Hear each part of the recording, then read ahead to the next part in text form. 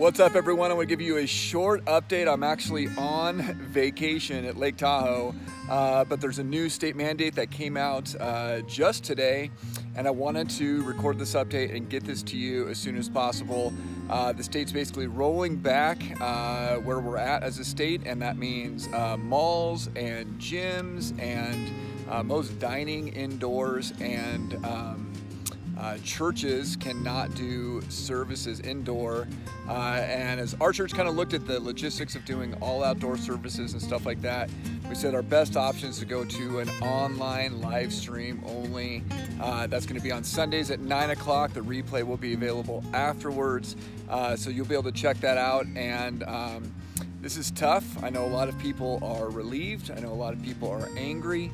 But our job is to keep moving forward in faith. So even though we're rolling back a little bit, going back online, we are going to keep going forward in faith. And we've been talking about this in the sermon series, just the need to keep our eyes on Jesus, keep our focus on Him, and not have that loss. So I'm sure there's going to be a lot of questions, and you can feel free to let me know. But I'm just going to give a quick update here because, again, I'm trying to just get this little break, but I want to make sure I get this news to you while I'm on vacation.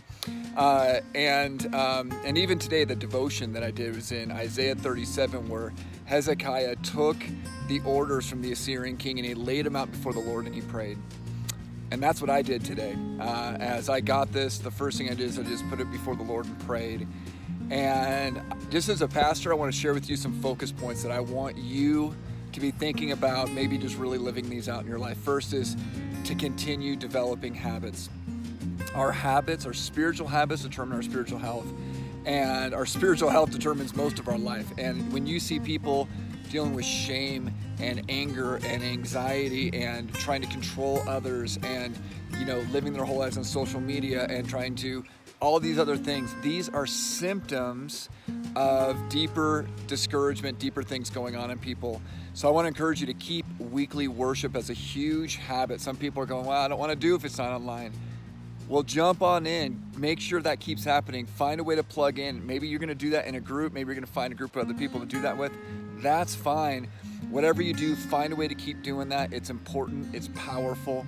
Keep doing that. Get into the Word. Get into those devotions. Like I said, the devotion I did today helped me get through the discouragement of the day.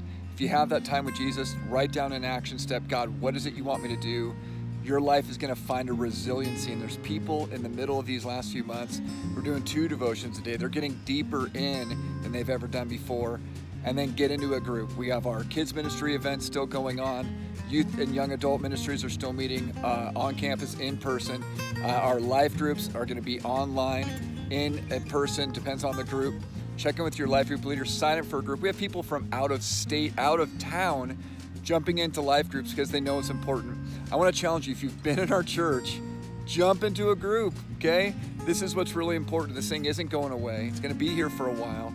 So you got to have a plan to have those habits. Number 2, deal with discouragement, okay? We've been talking about this. Discouragement is something you catch from discouraging situations. It's repeating. It's contagious. It is deadly. It will infect your soul. And our job is to really reach out and give you God's encouragement. And you got to jump in and do that as well. God's still at work, but we got to work with Him. So jump in, find a way to deal with that discouragement. Again, get into a group. We got ministry team leaders. We're going to be calling people. We got groups starting up.